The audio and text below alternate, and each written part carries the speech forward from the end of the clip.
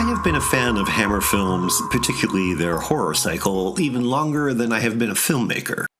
Ridiculous as it may sound, I credit the studio for introducing me to art cinema, but not because any of their films pretend to be high art.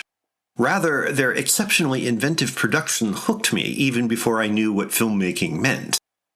The evocative period recreations of the vampire films especially appealed to my interest in the past, not to mention male sartorial elegance, while the horror atmosphere built a bridge to the possibilities of mood, texture, and visual expression that have been at the core of my adult interests. Without Hammer, I doubt I would have seen The Seventh Seal, for example, with its expressionist gestures firmly grounded in the Gothic. In other words, my bridge to Bergman and ambitious expression was built on the violence and design of commercial horror. Brides of Dracula was a pleasant discovery, because I had not seen it before, though I thought I had. While it offers few surprises, it is a good example of what makes the Hammer horror films special. Incidentally, the title is misleading. This is a vampire film complete with Transylvanians, capes, and bats, but Dracula is not a character. Presumably, the Count's name offered a shortcut to audience appeal. Veteran director Terence Fisher wraps the story in cluttered, gloomy decor, stylized lighting, and theatrical costuming, and the situation is always treated seriously as a compelling life-and-death scenario, never as a knowing joke. The vampire, Baron Meinster, David Peel, is both appealing and quite frightening once he shows his fangs. There is also an interesting double twist on the legend. Van Helsing, Peter Cushing, is actually bitten by the Baron, thus breaking two cardinal rules of the genre.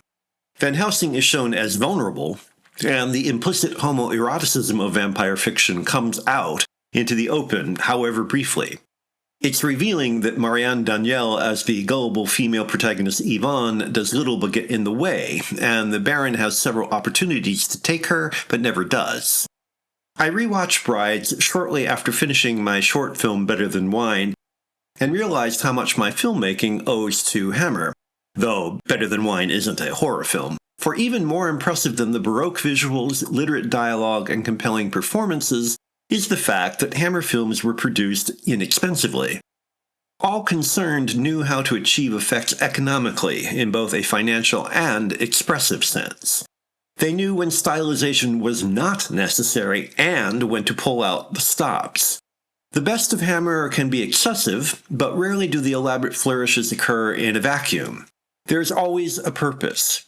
That the filmmakers mine an ancient legend over and over again hardly matters. It is what they provide with limited means that inspires. And who knows?